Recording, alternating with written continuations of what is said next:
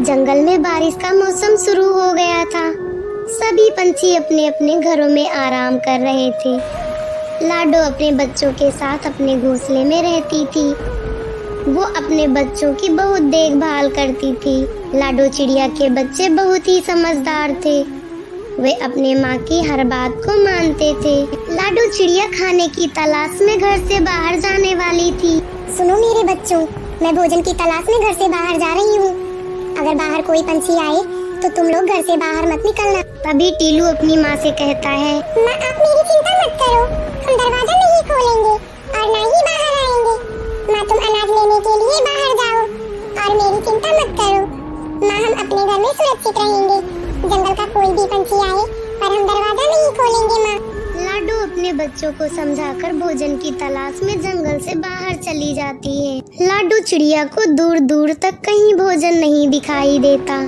वो भोजन की तलाश में दूर के जंगल में पहुंच जाती है। उसे पता ही नहीं चलता है कि कब वो दूसरे जंगल में पहुंच गई। लाडो थककर जंगल में बैठ जाती है। अरे मुझे लगता है कि मुझे आज खाली हाथ ही घर जाना पड़ेगा। मैं तो दूसरे जंगल में भी आ गई पर मुझे तो अनाज का एक दाना तक नहीं दिखाई देता। कुछ समय के लिए बारिश रुकी थी पर मुझे लगता है कि बारिश भी बहुत तेज होने वाली है। मुझे जल्दी ही घर जाना होगा क्योंकि बच्चे भी घर पर अकेले हैं। लाडो चिड़िया घर की तरफ निकलने वाली ही थी कि तभी बारिश होनी शुरू हो जाती है। लाडो चिड़िया बारिश में जैसे तैसे भागती हुई घर की ओर जा रही होती है कि तभी उसे एक शिकारी चील दिखाई देता है। अरे बाप रे, ये तो शिकारी चील है।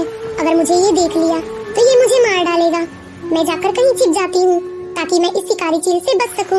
तभी लाडो को एक पेड़ की झाड़ियाँ दिखाई देती हैं। वो उन झाड़ियों में जाकर छिप जाती है और लाडो सोचने लगती है, अगर ये मुझे देख गया तो ये जिंदा नहीं छोड़ेगा क्योंकि ये तो इसका ही इलाका है। इसीलिए इस जंगल में कोई भी पंछी नजर नहीं आ रहे हैं। मुझे तो बहुत डर लगता है। लाडो चिड़िया ये सब सोच ही रही थी कि तभी शिकारी चील आकर उसी पेड़ के नीचे बैठ जाता है। ये देखकर लाडो और भी डर जाती है। हे भगवान, ये तो मेरी कैसी परीक्षा ले रहा है। मैं चील से बचने के लिए यहाँ पर छिपी थी पर ये चील भी आकर यहीं पर बैठ गया है और बारिश भी बहुत तेज है। हे भगवान, अब मैं क्या करूँ? तुम ही मेरी कुछ मदद करो। घर में मेरे बच्चे भी अकेले हैं, वो मेरी राह देख रहे होंगे। हे भगवान, आप ही कुछ कर सकते हो। मेरे सामने तो बहुत बड़ी मुसीबत खड़ी है। अब मैं क्या करूं? मुझे तो कुछ समझ नहीं आता। उसी झाड़ी के कीड़े लाडो के पैरों पर चढ़ने लगते हैं। लाडो बहुत ही डर जाती है और वो चीखने लगती है। अरे बाप रे, ये कीड़े कहाँ से आ गए? लाडो की आवाज चील सुन लेता है और वो कहता है, अरे वाह, इस बारिश के मौसम में मुझे तो बैठे बैठे ही शिकार मिल गया। अब मैं इस चिड़िया को मारकर भुनकर खाऊंगा क्योंकि बारिश के मौसम में चिड़िया को भुनकर खाने का मजा ही कुछ और होता है। और ये बेवकूफ चिड़िया मुझसे छिप रही है। चील की इतनी बातें सुनने के बाद लाडो चिड़िया वहाँ से भाग जाती है।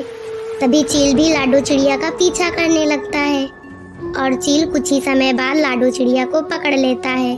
अरे चिड़िया, तुझे नहीं पता मैं शिकारी चील हूँ और तू मुझसे छिपकर भाग रही है। मेरी नजर जिस पंछी पर पड़ जाती है मैं उसे जिंदा नहीं छोड़ता और तू मुझसे छिपकर भाग रही है। लाडो चिड़िया बहुत डरी हुई थी।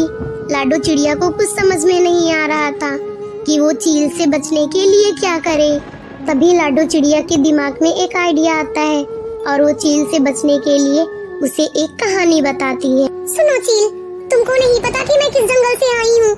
अगर तुम मुझे मारकर खा लोगे तो मुझे कोई दिक्कत नहीं है पर तुम जिंदा नहीं बचोगे।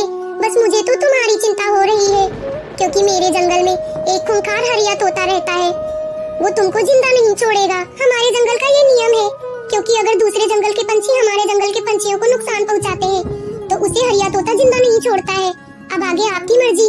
अरे चिड़िया, तू मुझे बेवकूफ बना रही है। तुझे क्या लगता है मैं तेरी बातों में आकर तुझे छोड़ दूंगा? अरे नहीं चील भैया, मैंने तो आपसे छोड़ने को कहा ही नहीं कि आप मुझे छोड़ दीजिए। पर मुझे लगता है कि आप मेरे जंगल के हरिया तोता से डरते हैं, तभी तो आप मुझे पकड़ कर रखे हैं।